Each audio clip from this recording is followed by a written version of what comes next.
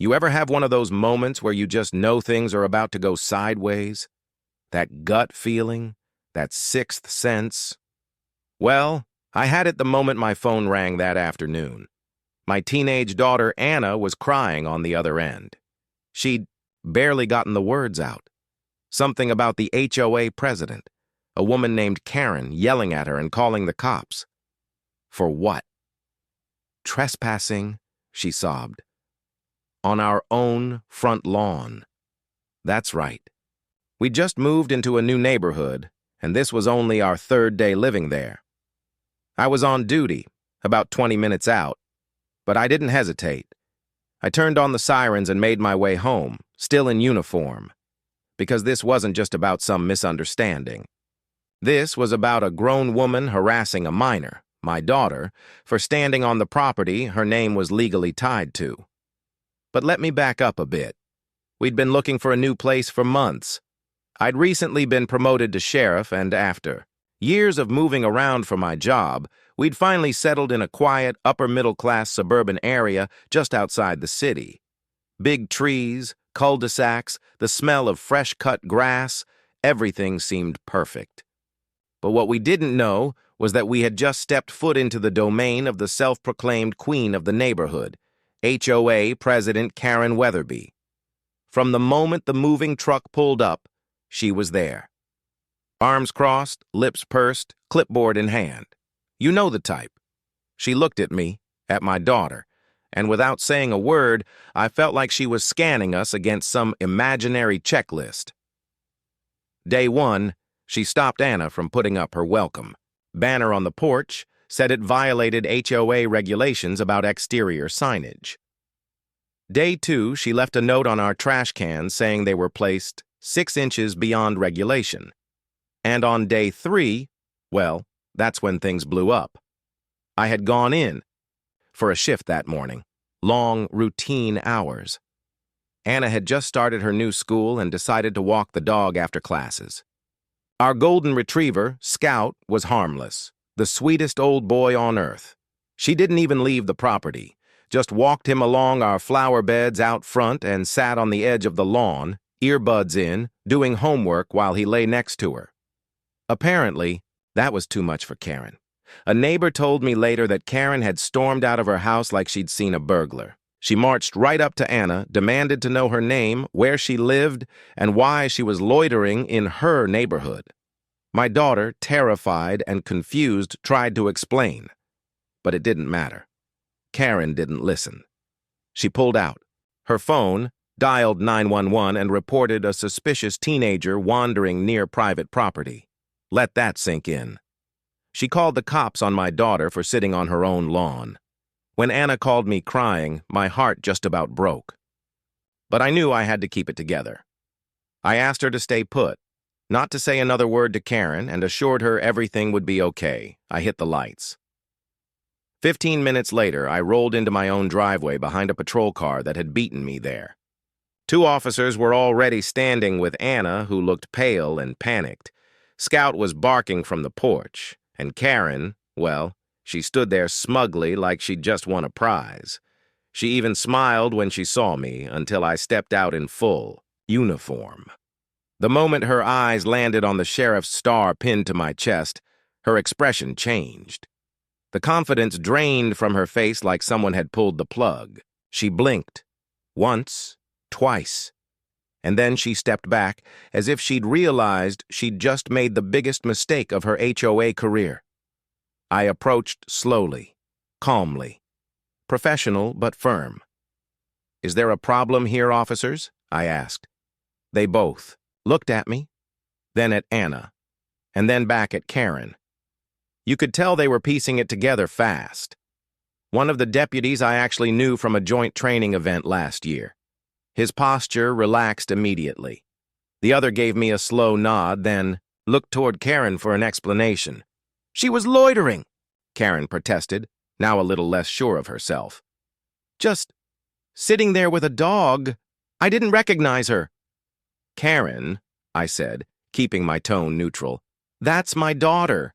And this," I gestured around, "is our front lawn. We closed on this house 2 weeks ago. she stammered. I didn't know. No one told me. I don't need to inform you of my private family matters, ma'am, I interrupted. But let me be absolutely clear. This is our home. You had no right to approach my daughter, much less call 911 and falsely report suspicious behavior. Now the officers were getting tense. False reports waste valuable time, and Karen knew it.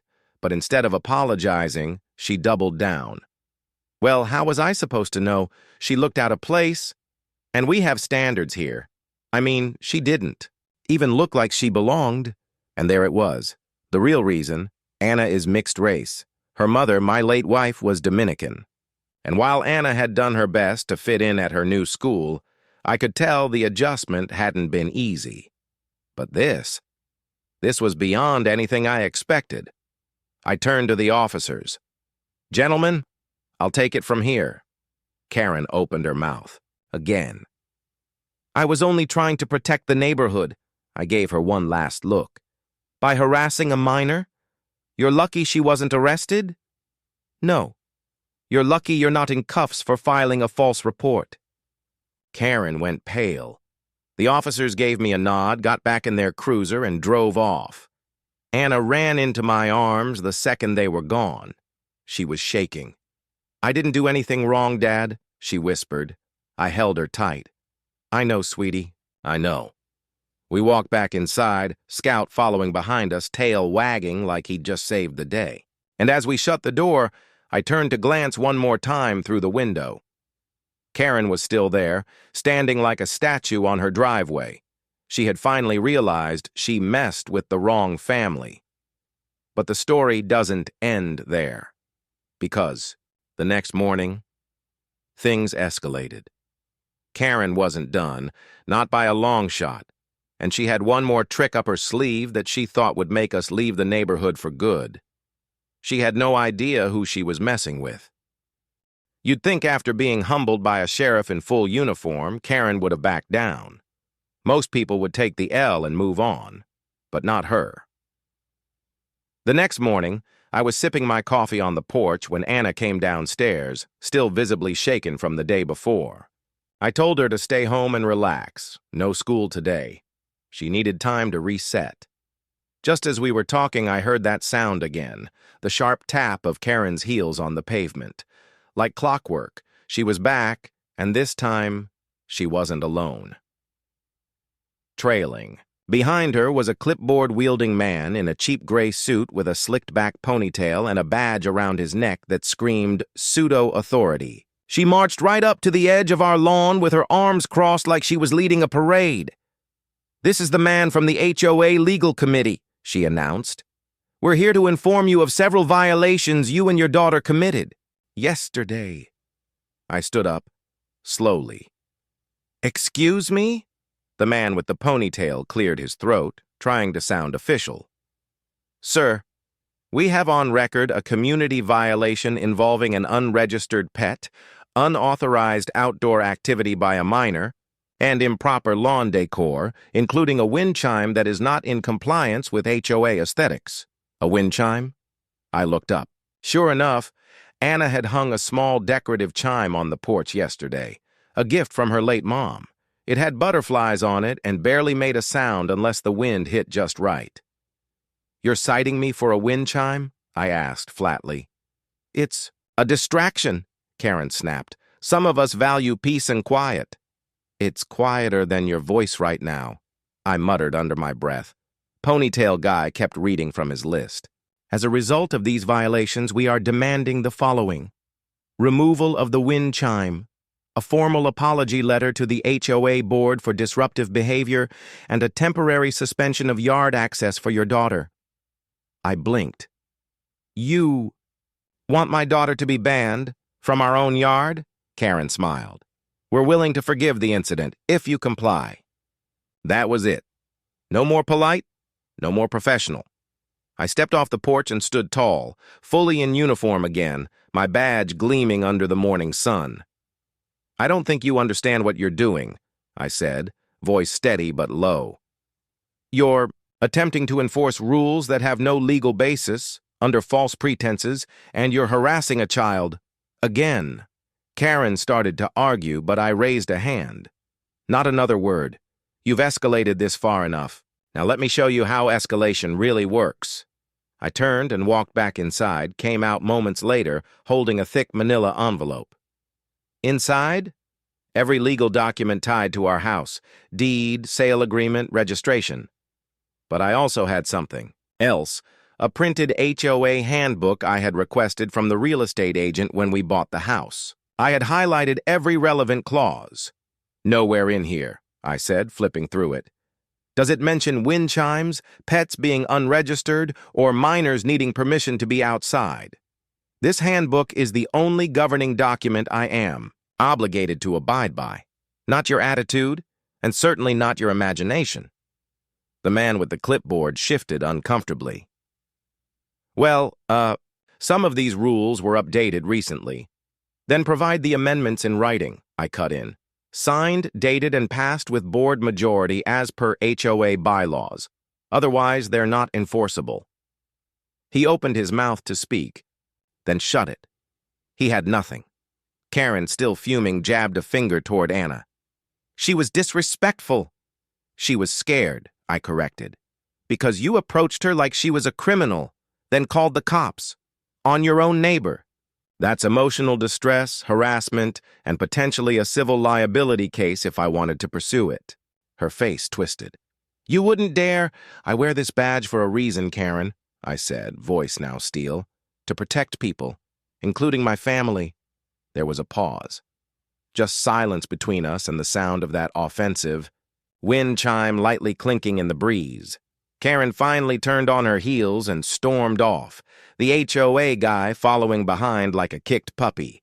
I watched them go until they disappeared around the corner. But I wasn't done. Because the truth is, people like Karen thrive in the shadows. They rely on intimidation, on people not knowing their rights. So I took it one step further. That weekend, I hosted a neighborhood barbecue. Not out of spite, but as an introduction. I invited everyone, every house on the block, free food, music, games for kids. Anna helped me set up tables, and even Scout wore a goofy little hat. The turnout? Huge.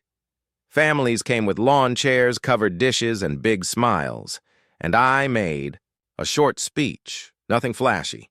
Just a friendly reminder that everyone belongs in this neighborhood no matter their age, skin color, or wind chime preferences. I mentioned that I served as the county sheriff, and my door was always open. Karen didn't come. But several neighbors told me privately that she'd made life miserable for years. One elderly couple even shared how she once tried to fine them for having a Halloween pumpkin display too spooky for children. Another young family had received 3 warnings for chalk art on their sidewalk. Turns out, she'd ruled the HOA like a dictator for over a decade. By Monday, a petition had started making its rounds, quietly but effectively, a motion to recall the HOA president. It only needed a certain number of signatures. It got double that in less than a week. At the next HOA board meeting, open to all residents, the recall vote passed. Karen was officially removed from her position. Her reign of clipboard terror was over. She moved out a few months later. Some say it was voluntary. Others say she couldn't stand living in a place where she no longer had power. Either way, she vanished from the neighborhood newsletter, and no one seemed to miss her. As for Anna, she blossomed. After the incident, she gained confidence, friends, and even started a dog-walking business that Scout proudly helped her with. She'd wave to neighbors, and they'd wave back. We even kept the wind chime. Still hanging. Still ringing. And every time I hear it, I remember the lesson Karen never learned. You can bark all the rules you want, but when you go after a good kid on the wrong lawn, sometimes the law comes knocking in uniform.